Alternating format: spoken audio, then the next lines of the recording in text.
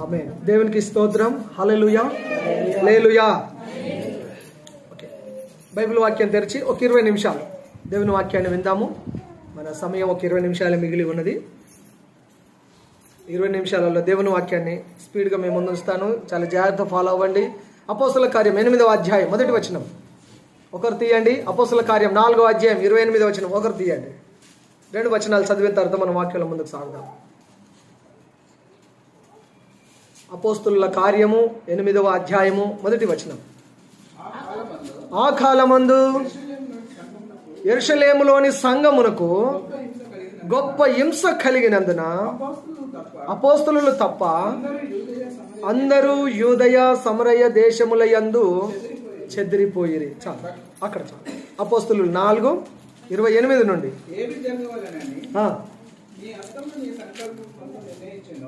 వాటన్నిటిని చేయుటకై నీవు అభిషేకించిన నీ పరిశుద్ధ సేవకుడైన యేసుకు విరోధంగా హేరోదు పొంతు పిలాతు అనుచరులతో ఇశ్రాయేలు ప్రజలతో ఈ పట్టణమందు నిజంగా కూడుకొనేది. ప్రభువా, ఈ సమయంలో వారి బెదిరింపులను చూసి రోగులను స్వస్థపరచుటకును నీ పరిశుద్ధ సేవకుడైన యేసు నామం ద్వారా సూచక్రియలు మహత్కార్యములు చేయుటకును నీ చెయ్యి చాచి ఉండగా ఈ దాసుడు బహుధైర్యంగా నీ వాక్యం బోధించినట్లు అనుగ్రహించింది. వారు ప్రార్థన చేయగానే వారు కూడి ఉన్న చోట కనిపించను. అప్పుడు వారందరూ పరిశుద్ధాత్మతో నిండిన వారై దేవుని వాక్యం ధైర్యంగా బోధించారు. దేవునికి స్తోత్రం. హల్లెలూయా. 2 వాక్యాలు చదివినప్పుడు మనకు ఒక అంశం గుర్తుకొస్తుంది.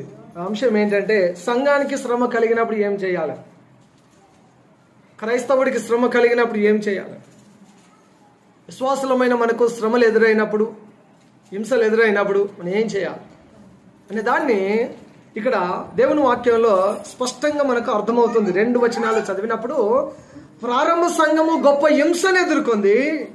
వారు ధైర్యం కోసం ప్రార్థన చేశారు. వాళ్ళు చేసిన ప్రార్థన దేని కొరకు తెలుసా అండి? మాకు ధైర్యము కావాలని ప్రార్థన చేశారు. బహుధైర్యంగా నీ వాక్యమును బోధించడానికి, బహుధైర్యంగా మేము సమస్యను ఎదుర్కోవడానికి, బహుధైర్యంగా మేము నీ కొరకు నిలబడడానికి మాకు ధైర్యం కావాలని ప్రార్థన చేశారు వాళ్ళు. అది మాత్రమే కాకుండా మరి ఇంకోటి అడిగారు, ప్రభువా నీ చెయ్యిని చాపు, నీ చెయ్యిని చాపు అని అడిగారు. ప్రభు హస్తము చాపబడితే అక్కడ అన్ని పరిస్థితులు సద్దుమణిగిపోతాయి. ప్రభువు చేతిని చాపినప్పుడు అక్కడ కార్యాలు జరుగుతాయి. కాబట్టి సంఘానికి శ్రమ కలిగినప్పుడు మనం ఏం చేయాలి? సంఘానికి శ్రమ కలిగినప్పుడు మనం ఏం చేయాలంటే, మొదటిగా మనకు కావాల్సింది ధైర్యం. చెప్తారా? ఏం కావాలి? ధైర్యము కావాలి. ధైర్యము కావాలి. ధైర్యం విడిచిపెట్టావా పిరికితనం వస్తుంది. కానీ దేవుని వాక్యం ఏం చెప్తుందో తెలుసా? దేవుడు మనకు పిరికితనం ఆత్మ ఇవ్వలేదు. చదవండి 2వ తిమోతి పత్రిక 1:7 వచనం. 2వ తిమోతి 1:7 చెప్పాలి.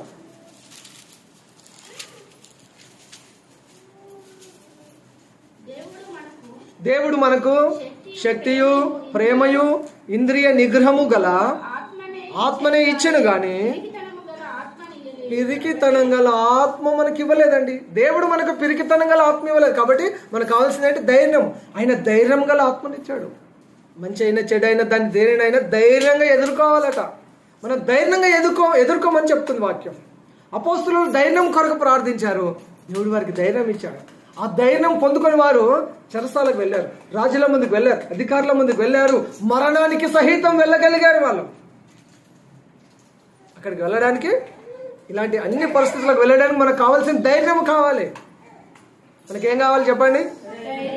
ధైర్యం కావాలి. శ్రమ ఎదురైనప్పుడు, హింస ఎదురైనప్పుడు అణిచి వేసేవారు, నిన్ను లేకుండా చేస్తాననేవారు పెరిగిపోతున్న సమయంలో మనకు కావాల్సింది ధైర్యము. ధైర్యముతో మనం ఎదుర్కోవాలి. దేవుడు మనకి ఏ ఆత్మ ఇవ్వలేదు? పిరికాత్మ ఇవ్వలే. పిరికాత్మను ఇవ్వలేదు. శక్తి కలిగిన ఆత్మనిచ్చాడు, ప్రేమ కలిగిన ఆత్మనిచ్చాడు, ఇంద్రియ నిగ్రహం గల ఆత్మనిచ్చాడు. ఆయన పిరికితనం ఆత్మను మనకి ఇవ్వలేదు. ప్రభువు నువ్వు భయపడకూడదని వాక్యం చెప్తుంది. నువ్వు భయపడకూడదు. బైబిల్ గ్రంథంలో చూస్తాం. యెహోషువ గ్రంథం 1వ అధ్యాయం 9వ వచనం ఒకసారి తెరవండి. యెహోషువ 1:9.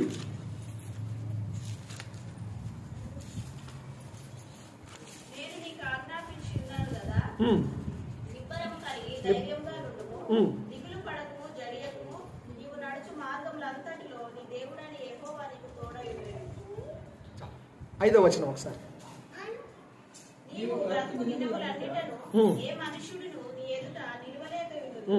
నేను మోషేకు తోడై ఉండునట్టు నీకును తోడై ఉండును. నిన్ను విడువను, నేను ఎడబాయను. నిబ్బరం కలిగి ధైర్యంగా నుండుము. చాలా ఇక్కడ దేవుని వాక్యం చెప్తుంది యెహోషువ గ్రంథంలో, ధైర్యంగా ఉండు, నిబ్బరము కలిగి ధైర్యంగా ఉండు, దిగులు పడకు, జడియకు. నేను మోషేకు తోడై ఉండినట్లు నీకు కూడా తోడై ఉంటాను. నేను మోషేకు తోడై ఉండినట్లుగా మనకు కూడా ఆయన తోడై ఉంటాడు. మనం తప్పకుండా జ్ఞాపకం చేసుకోవాలి. ఇక్కడ యెహోషువ ధైర్యం ఏంటి అని చూసినప్పుడు, యెహోషువ దేవుని బట్టి ధైర్యం తెచ్చుకున్నాడు. నా కొరకు ప్రార్థించి చేతులెత్తి నాకు ఒక దైవజనుడు ఉన్నాడని ధైర్యంగా ఉన్నాడు. యెహోషువ ధైర్యం ఏంటి? యుద్ధం దేవుడు చేస్తాడని. నా కొరకు ప్రార్థించే మోషే దైవజనుడు ఉన్నాడు, నా కొరకు చేతులెత్తే దైవజనుడు ఉన్నాడు అనేది ఆయన ధైర్యం. మోషే చేతులు ఎత్తినప్పుడు ఇశ్రాయేలీయులకు జయము కలిగింది.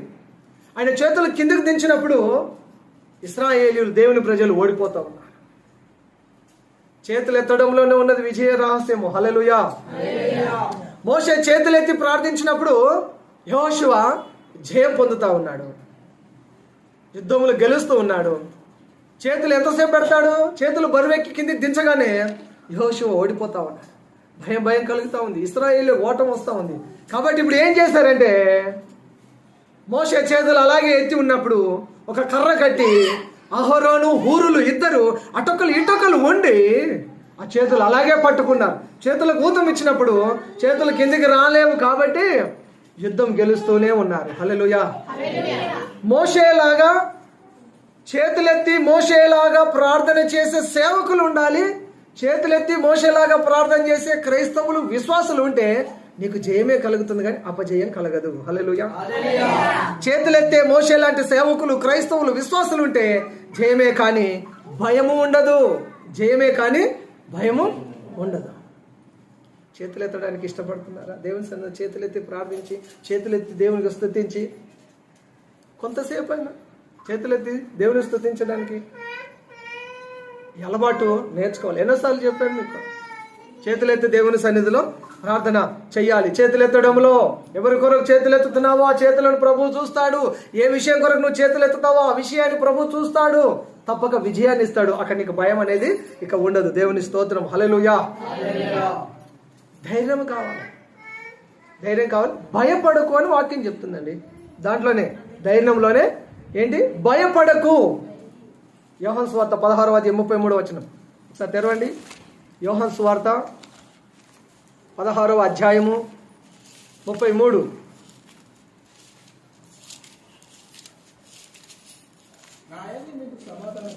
నా యందు మీకు సమాధానం కలుగునట్లు ఈ మాటలు మీతో చెప్పుచున్నాను. లోకంలో మీకు శ్రమ కలుగును, అయినను ధైర్యం తెచ్చుకోండి, నేను లోకమును జయించి ఉన్నానా నేను. హల్లెలూయా. భయపడకట. యేసయ్య చెప్తున్నాడు, భయపడకండి. లోకంలో మీకు శ్రమ కలుగుతుంది, భయపడకండి. నేను ఆ లోకాన్ని జయించాను. నిన్ను భయపెట్టి ఆ లోకాన్ని నేను జయించాను. భయపడకండి. లోకాన్ని జయించాను నేను. లోకంలో భయం ఉంటుంది, లోకంలో శోధన ఉంటుంది, లోకంలో శ్రమలు ఉంటాయి, లోకంలో బెదిరించేవారు ఉంటారు, లోకంలో చంపుతానన్న వారు ఉంటారు, లోకంలో నేను లేకుండా చేస్తానంటారు. లేకుండా చేస్తానన్న వాళ్ళు లేకుండా పోతారో ఏమో. నీ అంత చూస్తా, నిన్ను చూస్తా, అది చూస్తా, ఇది చూస్తా అన్న వాళ్ళంతా పోతారు. యేసయ్య చెప్పాడు ముందుగానే, లోకంలో మీకు శ్రమ, లోకంలో మీకు వేదన, లోకంలో మీకు ఇట్లాంటి బెదిరింపులు ఉంటాయి, లోకంలో మిమ్మల్ని అణిచేసేవారు ఉంటారు, లోకంలో నేను లేకుండా చేస్తానంటారు. బైబుల్ లేకుండా చేస్తున్నాను లేకుండా పోయిరు, సంఘం లేకుండా చేస్తాను వాళ్ళు లేకుండా పోయిరు, ఇంకా సేవకుడు లేకుండా చేస్తాను లేకుండా పోయిరు, విశ్వాసం లేకుండా చేస్తాను లేకుండా పోయిరు, క్రైస్తవులు లేకుండా చేస్తాను లేకుండా పోయిరు. క్రైస్తవులు పెరుగుతూనే ఉన్నారు. హల్లెలూయా. పెరుగుతున్నారా, తరుగుతున్నారా? దేవుని వాక్యం చెప్పింది, గోధుమ కింద భూమిలో పడి అది చస్తే చాలా ఫలిస్తుంది. ఒక క్రైస్తవుడు, ఒక సేవకుడు బలి అయిపోతే వేల లక్షల ఆత్మలు రక్షణలోనికి వస్తూ ఉన్నారు. అదే అండి సీక్రెట్, బైబిల్లో ఉన్న సీక్రెట్, క్రైస్తవ్యంలో ఉన్న సీక్రెట్ ఇది. చంపుకుంటూ పోతే ఉంటే లోకంలో అందరు చచ్చిపోతుండొచ్చు, ఖాళీ అయిపోతుండొచ్చేమో, కానీ క్రైస్తవులు పెరుగుతూనే ఉంటారు. దీన్ని ఆపడము ఎవడి తరం కాదు. ఆపుదామని చూసిన వాళ్ళు అందరూ ఆగిపోయారు, ఊపిరి ఆగిపోయింది. కానీ క్రైస్తవాన్ని ఆపడం ఎవరి తరము కాదు. అందుకని యేసయ్య చెప్తాడు, లోకంలో మీకు శ్రమ అయినను ధైర్యంగా ఉండండి, భయపడకండి. ధైర్యంగా ఉండండి, భయపడకండి. నేను లోకాన్ని జయించాను. భయపడితే భయపెడుతూనే ఉంటాను. జాగ్రత్త విందామా? ఒకసారి నా వైపు చూస్తూ వినండి. భయపడితే భయపెడుతూనే ఉంటారు. భయంగా బ్రతకాల్సి వస్తుంది. కాబట్టి ధైర్యంగా నిలబడి ఎదుర్కోమని యేసయ్య చెప్తున్నాడు. యోహాను సువార్త 16:33లో భయపడితే భయపెడుతూనే ఉంటారు, భయంతో బ్రతకకు, ధైర్యంగా నిలబడి ఎదుర్కోవాలి. బైబిల్లో ధైర్యంగా ఎదుర్కొన్న ఒక భక్తుడు ఉన్నాడు, దావీదు. గొర్రెల కాపరిగా ఉన్నప్పుడు సింహం వచ్చింది, ఎదుర్కొన్నాడు.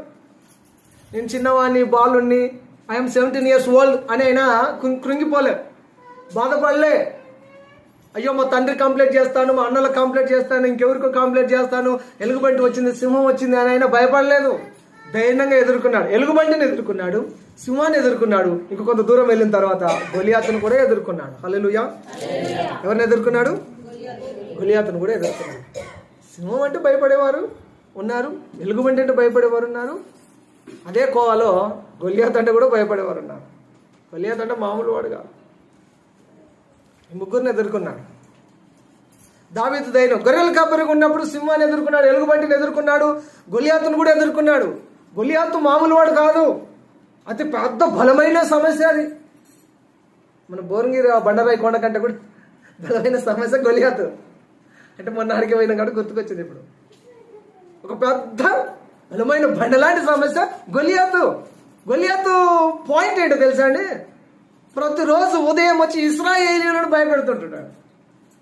ఇట్లా ఎన్ని రోజులు చేశాడంటే 40 రోజులు. ప్రతిరోజు మార్నింగ్ వస్తాడు, హాయ్ నమస్తే గుడ్ మార్నింగ్ సార్ అని చెప్పి ఆ టైంలో వచ్చి అని తొడలు జరుపుతాడు, జబ్బలు జరుపుతాడు, ఇది చేస్తాడు, అది చేస్తాడు, ఇశ్రాయేలీయులను భయపెడతాడు, పోతాడు. వాడి పని ఏంటంటే భయపెట్టుకుంటూ పోవడమే. గొలియాతు పని ఏంటి? భయపెట్టుకుంటూ పోవడమే వాడి పని. భయపెడుతూనే ఉన్నాడు. అందరు భయపడిపోతున్నారు, కానీ ఒక దావీదు భయపడలేదండి. యుద్ధం యెహోవాది అంటూ వచ్చాడు. హల్లెలూయా. ఆ మాటలో శక్తి ఉంది, చెప్తారా మీరు? యుద్ధం యెహోవాదే. మరలా యుద్ధం యెహోవాదే. ఒక 10 సార్లు చెప్పండి, ఏం చేస్తా చూద్దాం.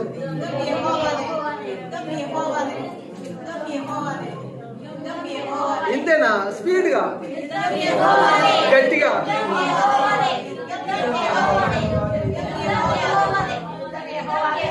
దేవునికి స్తోత్రం. హల్లెలూయా.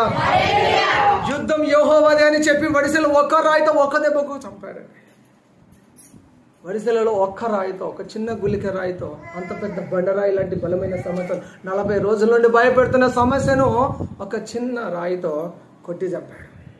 దావీదు ఒక్కడే ఇశ్రాయేలీయులలో ఉన్న భయాన్ని తీసివేశాడు, వారికి జయాన్ని ఇచ్చాడు, ధైర్యాన్ని నింపాడు. సైనికులు ఉన్నారు, రాజు ఉన్నాడు. యుద్ధము యెహోవాదే అని పలికిన వారికే జయము. హల్లెలూయా.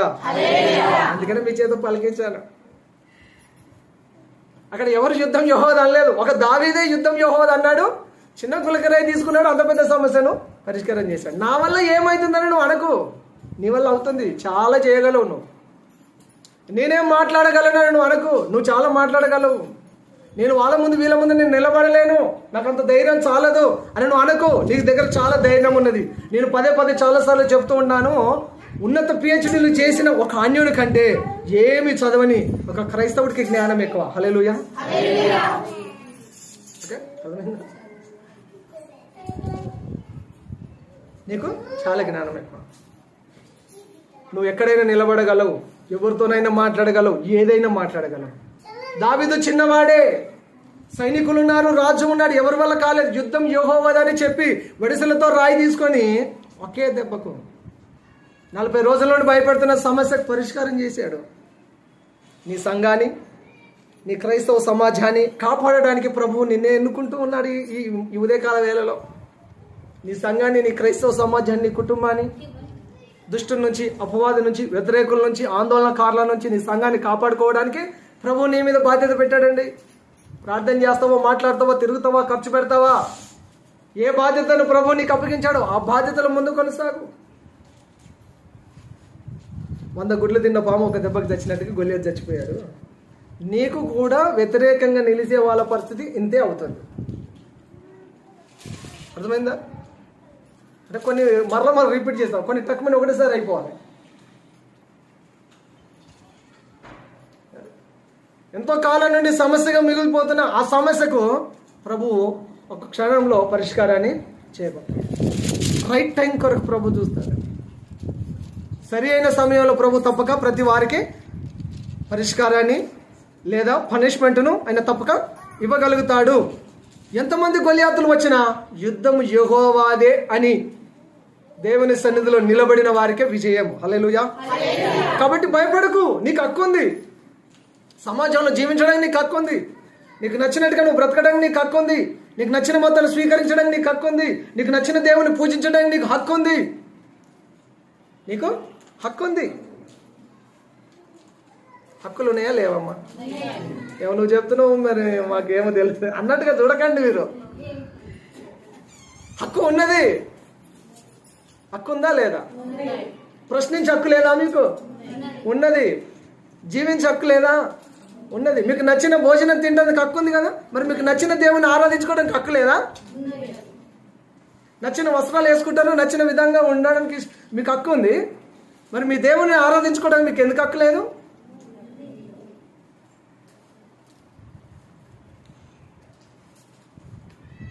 నా వల్ల కాదు, సావ చచ్చినవాడిని కూడా వానికి బలాన్ని నింపి హే అని పరిగెత్తడం చేయగలను నేను. అర్థమైందా? వాక్యం చెప్తుంది, భయపడకు, నీకు హక్కు ఉంది. మనకు కూడా చట్టాలు ఉన్నాయి. నీకు కూడా చట్టాలు ఉన్నాయి. నీకు కూడా లా ఉంది. నీకు కూడా రాజ్యాంగంలో నీకు కూడా చట్టాలు ఉన్నాయి. పోలీస్ స్టేషన్లో నీకు చట్టాలు ఉన్నాయి. కోర్టులో నీకు కూడా చట్టాలు ఉన్నాయి.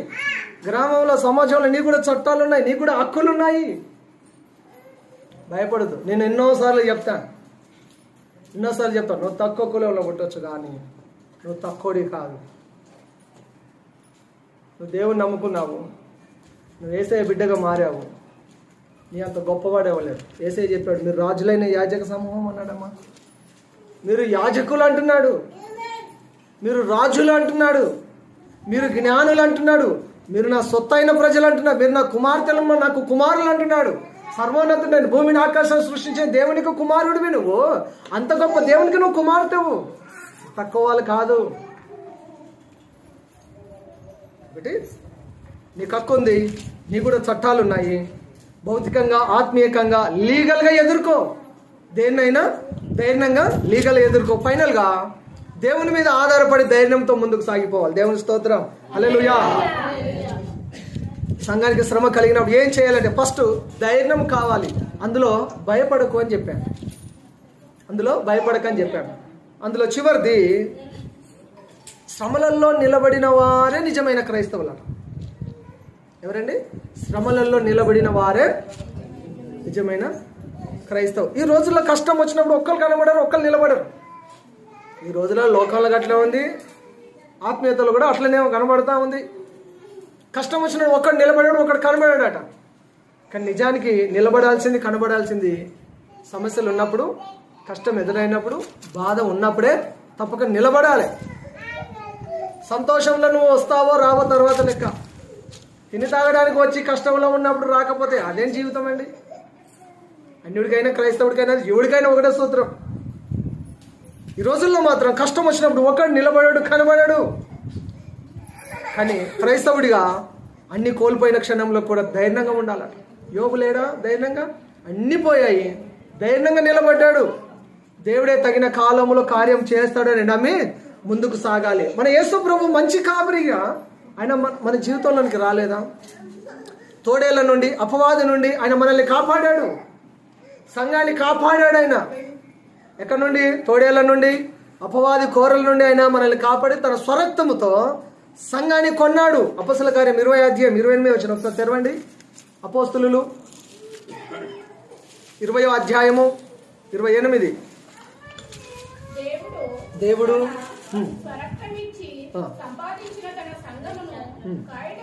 చాలమ్మా. దేవుడు తన స్వరక్తం ఇచ్చి సంపాదించిన సంఘము. దేవుడు తన రక్తాన్ని ఇచ్చి సంపాదించిన సంఘాన్ని. సంఘం అంటే ఎవరు కాదు, మనమే. నీవు, నేను, మనం ఇక్కడ కూర్చున్న మనమే. ఆయన రక్తం ఇచ్చి మనల్ని కొన్నాడు. మనం ఆయన వారము, ఆయన ప్రజలము, ఆయన మేపెడి గొర్రెలము. ఆయన గొర్రెల కొరకు ప్రాణం ఇవ్వడానికి వచ్చాడు. ఆయన మంచి కాపరి. ఆయన మంచి కాపరి. సంఘాన్ని పాడు చేసే వారిని కాపరి ఊరుకోడు. మందను పాడు చేసి మందను చెదరగొట్టాలనుకునే వారిని ప్రభువు సహించాడు, ఊరుకోడు. సంఘాన్ని పాడు చేయ వారిని ఆయన పాడు చేస్తాడు. సంఘం మీద దేవునికి అంత శ్రద్ధ ఉంది. సంఘంలో ఉన్న మన మీద దేవునికి అంత ప్రాముఖ్యత ఉన్నది. మిమ్మల్ని ముట్టువాడు నా కనుగుడ్డును ముట్టును అని ప్రభు సెలవిస్తా ఉన్నాడు. నిన్ను ముట్టువాడు నా కనుగుడ్డును ముట్టునని. ఆయన కనుగుడ్డును ముట్టనీయడు, మన కాపదరానియడు. మనల్ని మరణానికి అప్పగించాడు. ఆయన తప్పించే దేవుడు. వచ్చిన వాటన్నిటిని ఆయన విడిపించే దేవుడు అయి ఉంటున్నాడు. కాబట్టి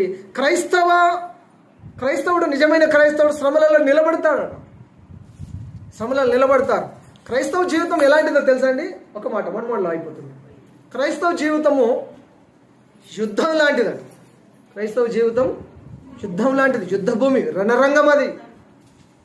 క్రైస్తవ జీవితం యుద్ధం లాంటిది. నేను ఇందాక మాట్లాడుతూ చెప్పాను, మీకు ఒక రిపోర్ట్ ఇచ్చినట్టు చెప్పాను.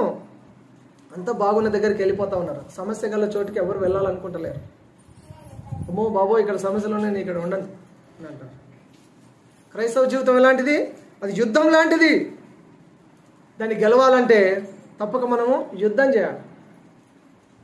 దాన్ని గెలవాలంటే మనం తప్పక పోరాటం చేయాలి, పోరాడాలి. అపోస్తలుడైన పౌలు పోరాడాడు. ఆయనను అరెస్ట్ చేస్తున్నారు. నన్ను ఎందుకు అరెస్ట్ చేస్తున్నారు అన్నాడు. నన్ను ఎందుకు అరెస్ట్ చేస్తున్నారు అన్నాడు. వారెంట్ ఉందా అని అడిగారు. అసలు ఏ కారణం చెప్పి ఏ సెక్షన్ కింద నన్ను అరెస్ట్ చేస్తుంది, ఎందుకు అరెస్ట్ చేస్తున్నా, నేను చేసిన నేరం ఏంటి? ఎక్స్ప్లెనేషన్ చేసుకోవడానికి, ఎక్స్ప్లెనేషన్ ఇవ్వడానికి కూడా ఆయన అవకాశం కోరాడు, ఇచ్చాడు, చెప్పారు. చట్టాలు ఆయన బాగా తెలుసు. ఎందుకంటే ఆయన చదివినంతగా ఎవరు చదవలేరు. అపోస్తలుడైన పౌలు చదివినంతగా ఆయనకు చట్టాలన్నీ తెలుసు, రాజ్యం అంతా తెలుసు, రాజ్యాంగం అంతా తెలుసు, ఏం చేయాలో తెలుసు, ఏం చేయకూడదో తెలుసు. అందుకనే బైబిల్ గ్రంథంలో అన్ని పత్రికలు రాశాడు. కొత్త నిబంధనలు మోస్ట్లీ ఆయన పత్రికలు ఎక్కువ ఉన్నాయి. ఆయన రాసిన గ్రంథమే ఎక్కువ ఉంది. చట్టాన్ని వాడుకోమని ఆయన వాక్యం చెప్తుంది. క్రైస్తవ జీవితము యుద్ధం లాంటిది. దానిని గెలవాలంటే మనం తప్పక యుద్ధం చేయాలి, తప్పకుండా మనం పోరాటము చేయాలి. గడ్డ మీద ఉన్నవాడు 12 చెప్తాడండి. గడ్డకెక్కినవాడు 12 చెప్తాడు. ఇలా చేయి, అలా చేయి. చెప్పడం ఈజీ, చెప్పడము ఆ సిచ్యువేషన్లో ఉంటే తెలుస్తుంది అసలు ఏంటి అనేది. అర్థమైందా? ఆ బాధలో ఉన్నప్పుడు, ఆ కష్టాల్లోనికి వెళ్ళి దాన్ని అనుభవించిన వారికి తెలుస్తుంది అది. చెప్తాడు 12 చెప్తాడు. గడ్డ మీద కూర్చొని గడ్డకెక్కినవాడు 12 చెప్తాడు, లేదా 100 కూడా చెప్తాడు. ఏమైంది, ఏం పోయేది ఉంది? ఆ సిచ్యువేషన్లో ఉన్నవాడికి తెలుస్తుంది ఆ టైంలో ఏం చేయాలి, ఆ పరిస్థితికి అనుగుణంగా ఎలా మాట్లాడాలి, ఎలా ఎదుర్కోవాలి. యుద్ధ భూమిలో సమస్యలో ఉన్నవాడికే తెలుస్తుంది అక్కడ పరిస్థితుల్లో ఏం చేయాలో, ఏం చేయకూడదో, ఎలా చేయాలో. కాబట్టి కొన్నిసార్లు కొంతమంది చెప్తూనే ఉంటారు, చేయరు.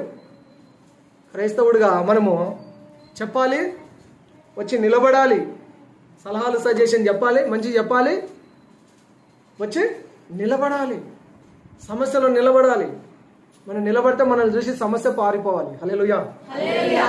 ఓకే, అర్థమైంది కదా? మనం నిలబడితే మనల్ని చూసి సమస్య పారిపోవాలి, సమస్యకే భయం కలగాలి. మనం నిలబడితే దడుచుకోవాలి సమస్య. దాన్ని చూసి మనం దడుచుకుంటే అంతే ఇక.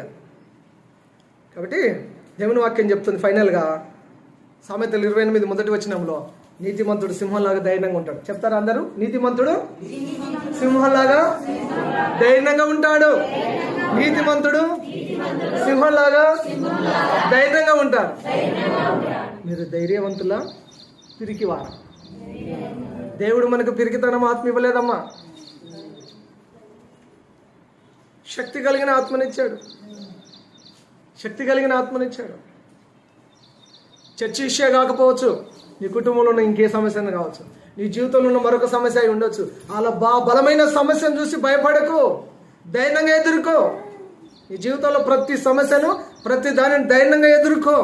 శ్రమలలో నిలబడు, ఎదురించు, ఎదురుగా పోరాటం చెయ్యి. పోరాడకపోతే నీకు ఏం రాదు. పోరాడకపోతే ఏమీ దొరకదు. నువ్వు భయపడితే నేను భయపెడుతూనే ఉంటారు. భయంతో బతకాల్సి వస్తుంది జీవితం అంతా. దేవుని మీద ఆధారపడుతూ ప్రతి విషయాన్ని మనము ఎదుర్కోవాలి, ముందుకు సాగి వెళ్ళాలి. అటువంటి ధైర్యాన్ని, అటువంటి కృపను ప్రభువు మనందరికీ దయచేయును గాక. ఆమేన్. ప్రార్థన చేసుకుందాం. ఒక నిమిషం అందరు తలలు వంచి కళ్ళు మూసుకొని ప్రార్థన చేద్దామా. హల్లెలూయా, స్తోత్రం. అందరు ప్రార్థన చేయాలండి. ప్రభువా నాకు ధైర్యం కావాలయ్యా అని అడగండి. ఆది సంఘము, ప్రారంభ సంఘము ఒక ధైర్యం కావాలని అడిగారు. ప్రభు వారికి ధైర్యం ఇచ్చాడు. వారికి ధైర్యం వచ్చిన తర్వాత వారు ఎక్కడికంటే అక్కడికి ధైర్యంగా వెళ్ళగలిగారు. సువార్తను మోసుకొని వెళ్ళారు. క్రైస్తవులుగా బలంగా జీవించగలిగారు. ధైర్యంగా ముందుకు సాగారు. దేవుడు నీకు పిరికితనం ఆత్మ ఇవ్వలేదు. పిరికాత్మనిచ్చే దేవుడు కాదు. ప్రతి దానికి నువ్వు భయపడకూడదు. ఏమి చేయదు. యుద్ధం యెహోవాదే అనే నినాదంతో ముందుకు సాగు. యుద్ధం యెహోవాదే. యెహోషువ ధైర్యం గుర్తు చేసుకో. చేతులెత్తే సేవకుడు నీకున్నాడు. నీ పక్షాన చేతులెత్తే సేవకుడు నీ కొరకున్నాడు. మోషే చేతులెత్తితే యెహోషువకు విజయము. ఈ సేవకుడు చేతులెత్తే నీకు విజయం. సంఘము చేతులెత్తితే సంఘానికి విజయము. అడగండి. దావీదు ధైర్యం చూద్దామా. సింహాన్ని, ఎలుగుబంటిని, గొలియాతును కూడా ఆయన చంపగలిగాడు. 40 రోజులు ఇశ్రాయేలును బెదిరిస్తూ భయపెడుతున్న బలమైన సమస్యకు యుద్ధం యెహోవాదనే నినాదంతో ముందుకు సాగాడు. చిన్న వరుసల రాయితో కొట్టి చంపాడు. నీ సంఘాన్ని, నీ క్రైస్తవ సమాజాన్ని కాపాడడానికి నువ్వు నిలబడతావా? నువ్వు పోరాడతావా? పోరాట పటిమను ప్రభు మనకు నేర్పాడు. నువ్వు ప్రేమ చూపించవలసిన సమయంలో నువ్వు ప్రేమ చూపిస్తావు. తన పిల్లల జోలికి వస్తే కోడి ఎలా ఊరుకోదో, తన పిల్లల జోలికి వస్తే ఏ తల్లి అయినా పోరాటం చేసి తన వారిని, తన పిల్లలను కాపాడుకుంటుంది. ఈనాడు సంఘానికి హింస కలిగినప్పుడు కూడా పోరాటం చేసి కాపాడుకోవాలి. సహోదరి, సహోదరుడా, నీ విశ్వాసాన్ని, నీ భక్తి జీవితానికి అడ్డంకులు కలిగించే వారిని, ఎదురాడు వారికి సాత్వికంతో సమాధానం చెప్పగలగాలి. వాక్యంతో సమాధానం చెప్పగలగాలి. దేవుని శక్తితో సమాధానం చెప్పగలగాలి. మంచి కాపరి అయిన యేసయ్య మనతో ఉన్నాడు.